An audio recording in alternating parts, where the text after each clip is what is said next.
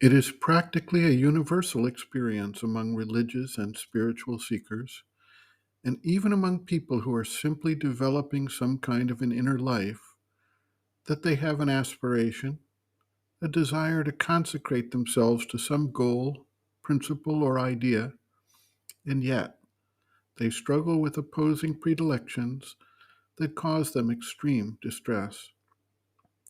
Some religious devotees, for instance, take on a vow of celibacy as part of their commitment to the religion they follow.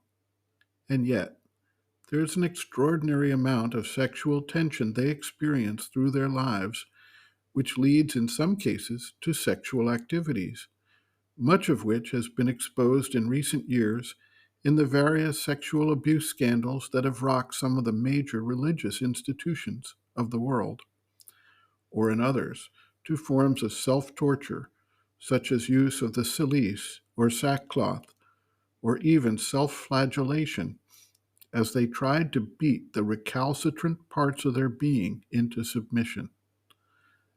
There are, of course, other instances, such as overcoming the impulse to anger, judgment, and condemnation of others, and extreme instances, such as the Holy Inquisition in the Catholic Church, that evidence an internal conflict between a stated ideal held by part of the being and the opposition within the nature that tries to save, express, and enjoy the objects of desire held by other parts of the being.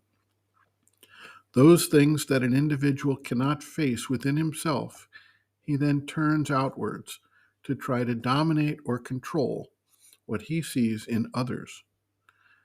The reality is that each individual has within him the entire range of response and capacity of each of the component aspects of the being: physical, vital, emotional, and mental. Under certain pressure or sets of circumstances, the seed sprouts, and they suddenly experience an uprising of things that they may have thought had been totally extirpated from the nature. Aspects of the being which had been suppressed still remained in seed form, just waiting for the right conditions to make themselves felt.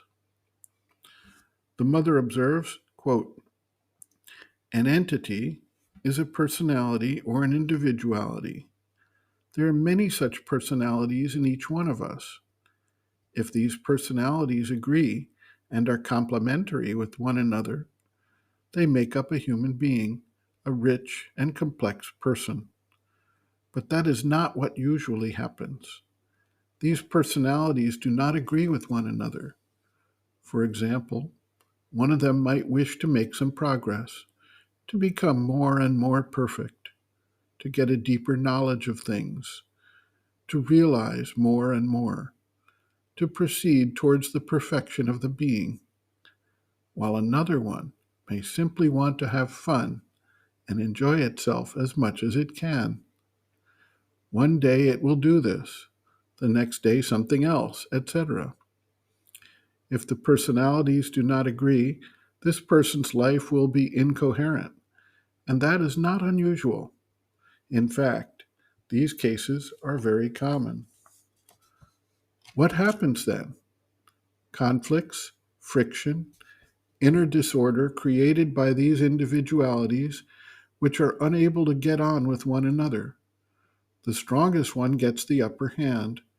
It is not only dominant over the others, but curbs them to stop them from rebelling. So in the end, the unlucky ones, the repressed ones, go to sleep. They bide their time, and when that time comes, they suddenly jump up and turn everything upside down. If that happens very often, that person's life will be a very disorderly one. He will take up one thing today and go on with another tomorrow, and so on. End quote. Reference: Sri Aurobindo and the Mother, Our Many Selves, Practical Yogic Psychology, Chapter 1, Our Manifold Being, pages 6 to 7.